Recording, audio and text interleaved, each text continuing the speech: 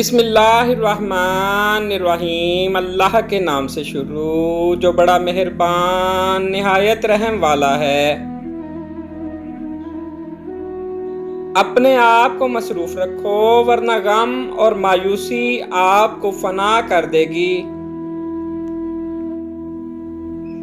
اپنے گھر کی باتیں باہر کے لوگوں کو نہ بتائیں، آپ کی غیر موجودگی میں لوگ آپ کا مذاق اڑائیں گے۔ 4 قسم کے آدمی ہیں، ایک وہ جو جانتا ہے اور یہ بھی جانتا ہے کہ وہ علم رکھتا ہے، وہ عالم ہے، اس کی اتباع کرو۔ دوسرا وہ جو علم رکھتا ہے مگر اسے معلوم نہیں کہ وہ علم رکھتا ہے، وہ سویا ہوا ہے، اسے جگاؤ۔ تیسرا وہ جو نہیں جانتا اور وہ یہ سمجھتا ہے کہ وہ کچھ نہیں جانتا، وہ رہنمائی چاہنے والا ہے، اس کی رہنمائی کرو۔ چوتھا وہ جاہل ہے، اس سے دور رہو۔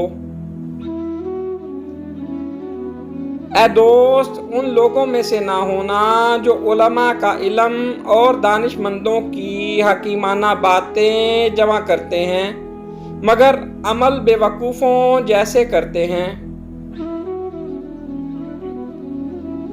جو بغیر کسی علم کے لوگوں کی امامت کرتا ہے وہ اس شخص کی طرح ہے جو سمندر میں رہ کر اس کا پانی ناپتا ہے اور اس کی کمی زیادتی کو نہیں سمجھتا۔ جس نے اللہ تعالیٰ سے محبت کی وہ زندہ جاوید ہوا، جس نے دنیا سے محبت کی وہ بے آبرو ہوا۔ اگر کوئی انسان ایسے باغ میں جائے جس میں ہر قسم کے درخت ہوں اور ان درختوں پر ہر قسم کے پرندے ہوں، جو اسے دیکھ کر یک زبان ہو کر کہیں اے اللہ کے ولی تجھ پر سلام ہو، اور اس کا دل یہ بات سن کر مطمئن ہو جائے تو گویا وہ ان پرندوں کا اسیر ہے۔ اپنے دشمنوں سے اپنے عیوب سنو، کیونکہ دشمن کی آنکھ ہر عیب کو ظاہر کر دیتی ہے۔ عبرت حاصل کرنے سے علم بڑھتا ہے، ذکر سے محبت بڑھتی ہے اور غور و فکر سے خوف خدا بڑھتا ہے۔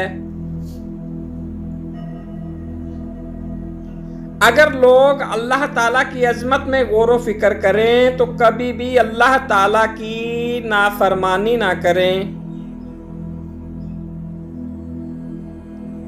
جس شخص کا غور و فکر بڑھ جاتا ہے اسے علم عطا ہوتا ہے، اور جسے علم عطا ہوتا ہے وہ عمل کرتا ہے۔